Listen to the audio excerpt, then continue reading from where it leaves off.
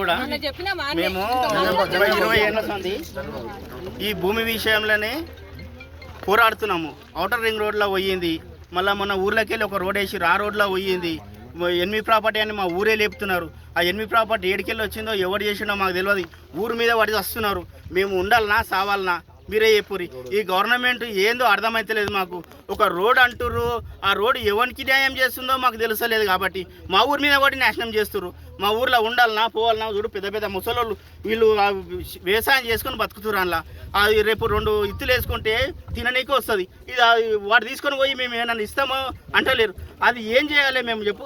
ఏడా వ్యవసాయం చేసుకొని లేదు, మా భూమి మాకు ఉండాలి, ఈ రోడే వేయొద్దని మేము డిమాండ్ చేస్తున్నాం. మాకు రోడే వద్దని డిమాండ్ చేస్తున్నాం.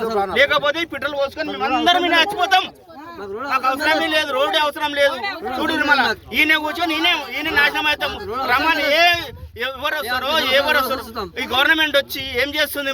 మాకు ఏం చేస్తలేదు.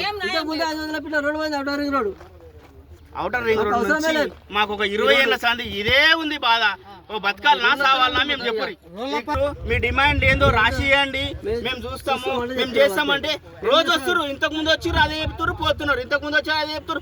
ఇదే లోల్లి రోజు మేము కూలిపోయేటోళ్ళు, రోజుకు 200-300 కూలిపోయేటోళ్ళు ఏడుకోతారు. వాళ్ళు ఇళ్ళని చూసుకుంటేనే కూర్చోవాలనా? వాళ్ళకు కడుపు నిండా తిండి లేదు, నిద్ర లేదు, కంటికి నిద్ర లేదు. ఎట్లా చేయాలి చెప్పు?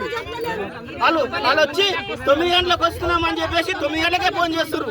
ఒక రోజు ముందుగానే చేస్తలేరు ఫోన్. వచ్చే ముంగట చేస్తారు. కూలీలకు పోయినాక, ఊర్లకు పోయినాక, అక్కడిక్కడ పోయినాక, చేనుల పొంటి పోయినాక వాళ్ళు దొంగసాటును వచ్చారు. ఇప్పుడు ఇన్ఫర్మేషన్ రేపు వస్తున్నామని మాకు ఏదైనా చెప్తే అందరినీ మేము మాట్లాడుకొని గ్యాదర్ చేసుకొని ఉంటాం. అప్పటిదప్పుడు చేసుకొని వస్తాయి. ఎవరికి చెప్పాలి? ఎవరితో ఉండాలి? ఇగో చూడు, చేనుకాడుకలో ఎన్ను పిల్లలని ఇటు సైడ్ వచ్చారు.